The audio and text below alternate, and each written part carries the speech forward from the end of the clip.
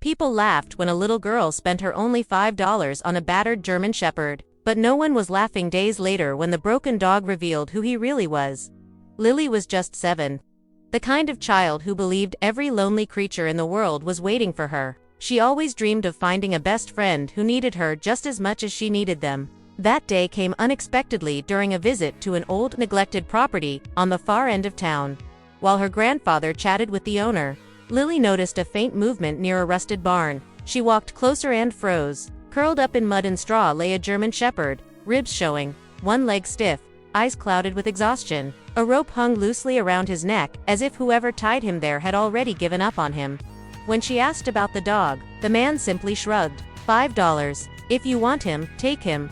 $5. Everything she had saved from collecting eggs and helping her grandma sweep the porch. Her hands shook as she pulled the crumpled bills from her pocket. The man snatched them and walked away, like it meant nothing, but to Lily, that moment meant everything. Her grandfather hesitated. "Sweetheart, this is a big responsibility." "I know," she whispered, but he looked at me like he was waiting. They loosened the rope gently, and to their surprise, the dog didn't fight or flee. He rose slowly and followed Lily with quiet trust. She named him Bruno before they even reached the house. In the barn, she made him a warm nest of blankets and whispered, "You're home now." Bruno let out the softest sigh like he finally believed it.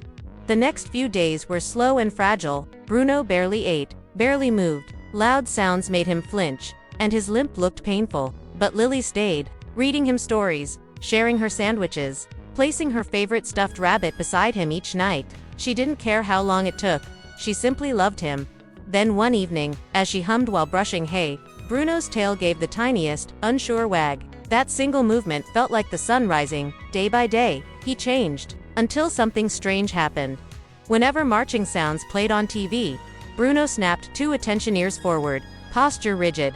When Lily accidentally dropped a metal bucket, he lunged in front of her, protective and precise. And when Lily jokingly said, "Bang," and pointed her finger, Bruno instantly fell over. Perfectly still. No one had taught him that her grandfather's voice was low. This dog has training. Serious training. Everything became clear the day Bruno saved her life. Lily wandered toward the edge of the woods, chasing a bright blue butterfly. Out of nowhere, a wild boar burst through the bushes. Lily froze, but Bruno didn't.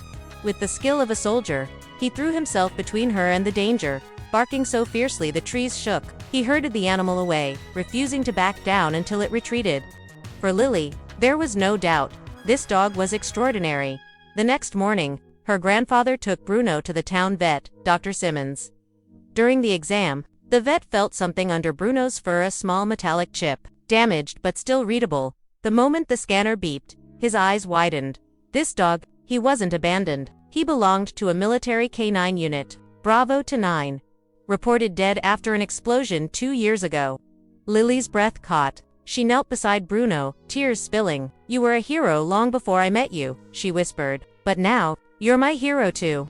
Word spread fast. The local paper ran the headline, "Lost Canine Hero Found by 7-Year-Old Girl." Strangers visited the farm just to meet Bruno. Soldiers left notes. Neighbors who rarely spoke showed up with treats. People cried, thanked him, hugged Lily, and told her she didn't just save a dog, she brought home a legend at a small gathering outside the barn. Lily stood with Bruno at her side.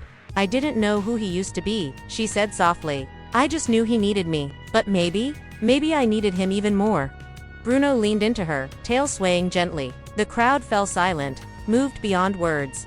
And in that moment, everyone understood. Sometimes a broken soul doesn't need fixing.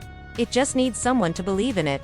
Want more heart-touching stories like this? Make sure to follow and share. Your one click helps us bring more emotional, life-changing tales to you.